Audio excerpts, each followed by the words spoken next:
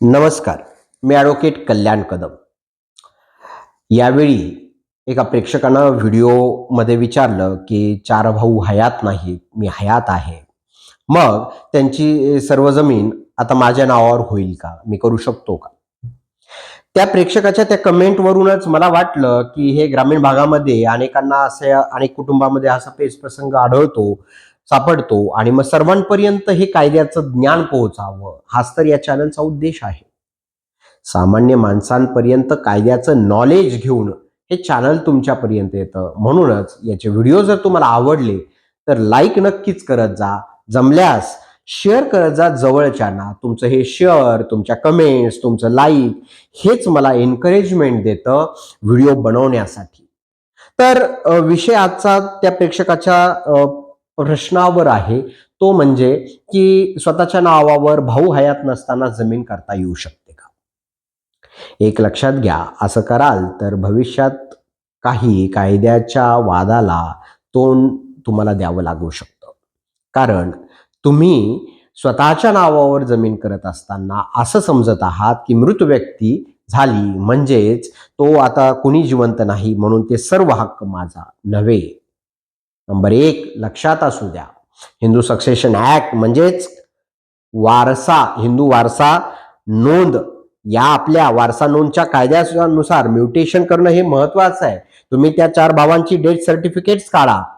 आणि महत्वाचं म्हणजे काय की ते हयात नाही म्हणजे त्याची जमीन डिरेक्टली तुमच्या नावावर होईल असं नाही. त्याला तुम्हाला काय करावं लागेल, त्याची पत्नी आहे, त्याची मुलं आहेत, जी वारस आहेत त्याची, मग त्यांची वारसा नोंद ही मी सांगितलं तुम्हाला कायद्यानुसार तुम्हाला सातबारावर घेणं गरजेचं आहे.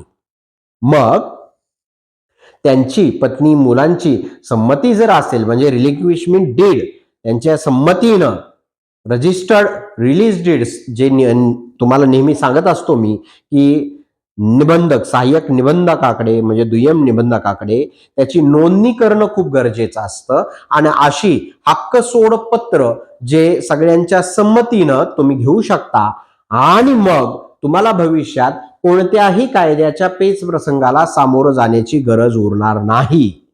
परंतु तुम्ही जर या अशा जमिनीशी रिलेटेड, मालमत्तेशी रिलेटेड चार भाऊ हयात नाहीत आणि मी एकटाच हयात आहे म्हणून सर्व जमीन मी माझ्या नावावर जर करतोय, तर असं जर काही करत असाल तर ते मात्र कायद्याच्या दृष्टीने चुकीचं आहे, हे लक्षात असू द्या.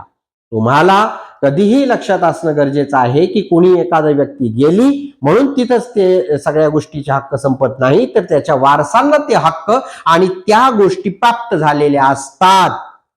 आणि म्हणूनच त्यांच्या सर्वांचं हक्क सोडपत्र तुम्ही जेव्हा रजिस्टर्ड हक्क सोडपत्र, रजिस्टर्ड या शब्दावर मी जोर यासाठी देतोय की तो नुसतं तोंडी बोलून किंवा तोंडी संमतीनं कायद्याच्या बाबी घडत नसतात. कायद्याला रजिस्टर्ड म्हणजेच मी जे बोललो त्या पद्धतीनं रजिस्टर्ड रिलीज डीडचीच आवश्यकता असते, जेणेकरून भविष्यात तुम्हाला कोणत्याही कायद्याच्या पेच प्रसंगाला सामोरं जावं लागणार नाही. कोणी तुमच्यावर तशा पद्धतीचा वाद उपस्थित करणार नाही, दावा टाकणार नाही. तुम्हाला हा व्हिडिओ जर आवडला असेल तर लाईक, जसं बोललो होतो पूर्वी तसं नक्कीच करा. मी ॲडव्होकेट कल्याण कदम. जय जिजाऊ, जय शिवराय.